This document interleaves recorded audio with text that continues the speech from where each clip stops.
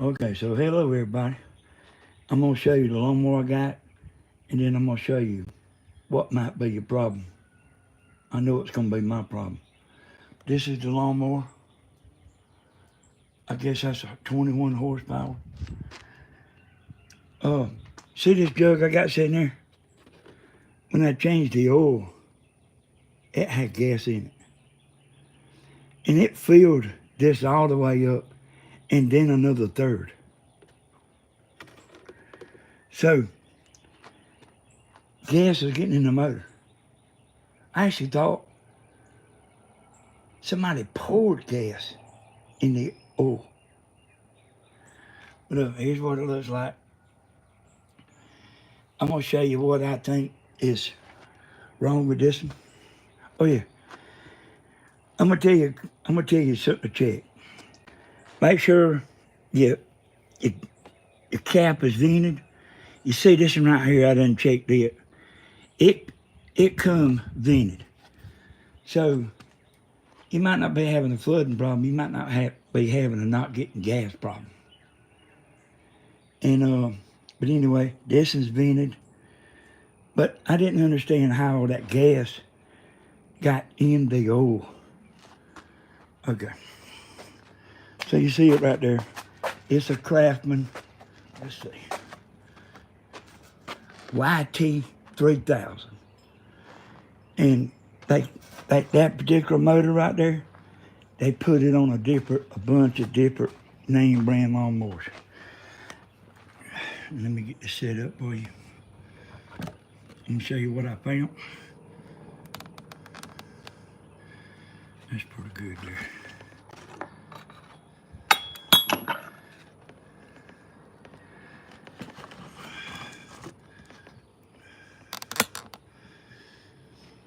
Oh yeah, here's the oil, some of it.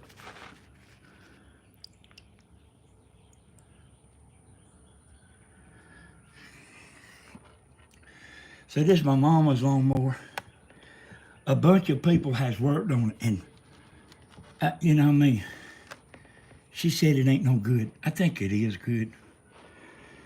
But here's the, hey Jody, here's the oil ring you want to check right here. Now, let me show you. Let me show you here. You see that? You see this round circle right here? That oil ring, that ring, not an oil ring, that O-ring stops gas from flooding in the carburetor. In other words, when the float gets full here, it'll cut the flow of gas off. But if this O-ring right here is bad, the gas will just keep coming. And that's how her crankcase got overfilled with gas. And I'm gonna show you something else to check too. Now this right here, yeah, I started taking it out.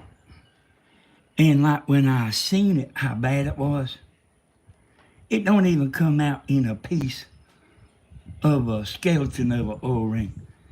It's just coming out like it's rotten. It probably ain't never been replaced since she bought the mower, which was a bunch of years ago. The other thing I want to tell you about the check here, oh yeah, well, you want to make sure these jets ain't stopped up. I've done fixed these. See these jets? There's one main jet right here in the center. See it? And then around this, there's 4 jets around this. So I have to get something little to poke a hole through and blow it out, spray it out, get some good carburetor cleaner. That carburetor, y'all, it's about everything. Now what this lawnmower would do, I was guessing I left this part out, is it would crank up You know how you put your choke on? It would crank up for 30 seconds and then it would shut off. And I knew it was some kind of fuel problem, but I didn't know exactly what it was. But anyway, hey, I tried it several times. I wasn't wanting to spend no money on this because my mama says it ain't no good. There's a good look at it there. I'll see if I can get a little closer. See how that O-ring's just tearing up coming out of there? O-ring. O-ring. Just tearing up coming out of there. Just tearing all the pieces. Part of it's still in there. And hey, here's some of it right here. I'm gonna lay it I'm gonna lay it right here.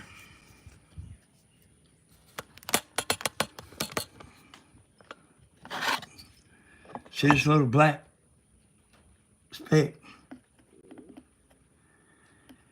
That's the O-ring I was digging out. Okay. Let's think of something else. The battery was bad. I didn't buy no battery. I put a jump box on here. A lawnmower don't need a battery to run. It just needs a battery to turn that starter. And that thing right here will do it. Okay, I guess the last thing I got right here for you is this right here. You want to check and make sure that this is working good. Now, I've already took this in apart, and there's a little